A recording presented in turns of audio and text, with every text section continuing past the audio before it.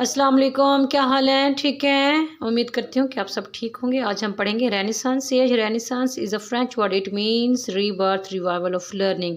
This is also called the third age in English, in European literature, in European history, because क्योंकि इससे पहले जो थी वो मडीवल एज थी और उससे पहले जो थी वो डार्क एज थी। इसको this age is also called age Elizabethan age और शेक्सपियरियन एज और ट्यूडर पीरियड, या इसको ट्यूडर डायनेस्टी भी कहते हैं। क्वीन एलिजबेथ का दौर था, ठीक है। क्वीन एलिजबेथ एक बहुत अच्छी खातून थी, उसने बहुत अच्छा रखा, अमन व अमान रखा, कैथोलिक और प्रोटेस्टेंट दोनों फ़िरकों को सुकून में रखा, तो तरक्की भी हुई, ठीक है।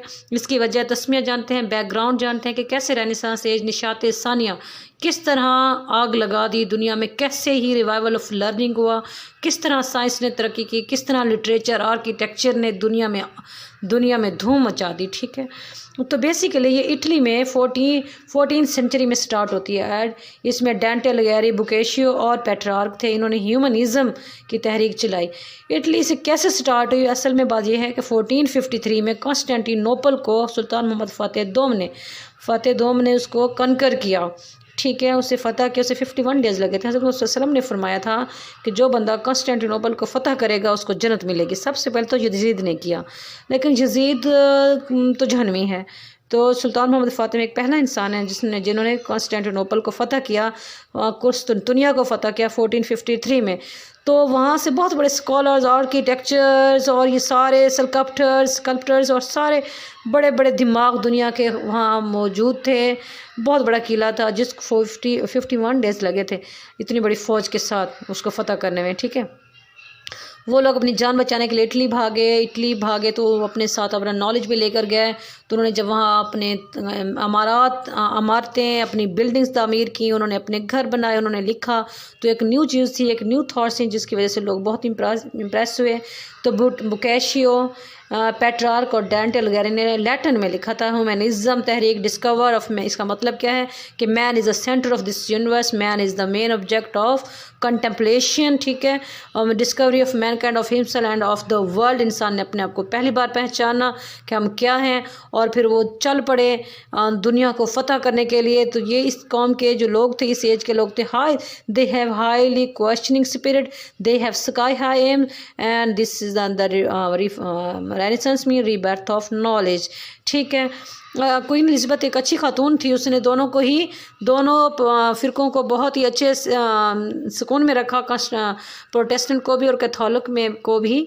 तो एक तो यूँ हुआ कि स्पेन ने उसको फ़तह करने की कोशिश की, तो 1588 में उन्होंने अपना बहरी बेड़ा भेजा, जिसको तारीख़ में स्पेनिश आर्मेडा के नाम से कहा जाता है। स्पेनिश आर्मेडा भेजा, जिसको इन्होंने बहुत ही अच्छे तरीके से उसे डिफ़ीट किया क्वीन एलिजबेथ के दौर ने, क्वीन एलिजबेथ लोगों ने, और इसको बरतानिया को एक बहुत ग्रेट कंट्री बनाया।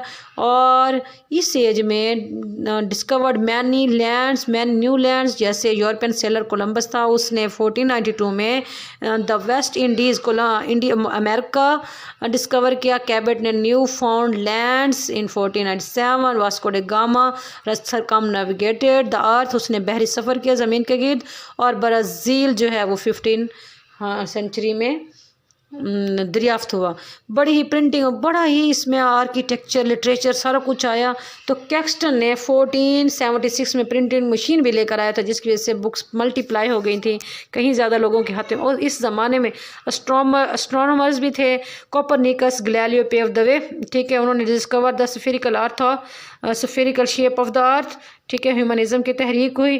और फ्रांसिस बेकन का नाम कौन भूल सकता है? फ्रांसिस बेकन एक एसेइस्ट था और साइंटिफिक, इसमें भी उसका बहुत बड़ा नाम है। तो फ्रांसिस बेकन कब पैदा हुआ? फ्रांसिस बेकन जो है वो 1626 में उसकी डेथ हुई थी, ठीक है। और 1561 में वो पैदा हुआ था, 1626 में उसकी डेथ हुई थी फ्रांसिस बेकन, ठीक है। और फ्रांसिस बेकन साइंटिस्ट, ये साइंस की दुनिया में इसको शहीद कहा जाता है, मार्टायर ऑफ द साइंटिफिक एक्सपेरिमेंटल्स, बिकॉज ये बेचारा जो है, उस टाइम कोई फ्रिज नहीं हुआ करते थे। ये बेचारा, उसने एक मुर्गी ज़िबा की, उसके अंदर इसने पहाड़ पे चढ़ गया, उसने मुर्गी ज़िबा की, उसके अंदर बर्फ़ भरी और वह उसको वहीं रखने लगा, प्रिजर्व करने लगा कि कितने अरसे तक प्रिजर्व होती है। बेचारे की वहीं पर डेथ हो गई थी। ये जो है ना फर्स्ट मार्टायर है, इसको कहा जाता है, फर्स्ट शहीद कहा जाता है। और फ्रांसिस फ्रांसिस बेकन के बारे में और भी मशहूर है कि ये जो है मैं he was in love with man, इसको मैस्कुलिन लव, इसका हालांकि बहुत सारी बीवियाँ भी थी, मैस्कुलिन लव में इसको शिकार था। लेकिन ये जो है इसको ये जो मार्टायर ऑफ साइंटिस्ट है, क्योंकि इसने साइंस है, because he was died in the field of science he one he was doing experiment. इसको नमोनिया हो गया था और इसकी डेथ हो गई थी। ठीक है, आज हम बस इतना सा पढ़ते हैं रेनेसांस एज। ओके जी,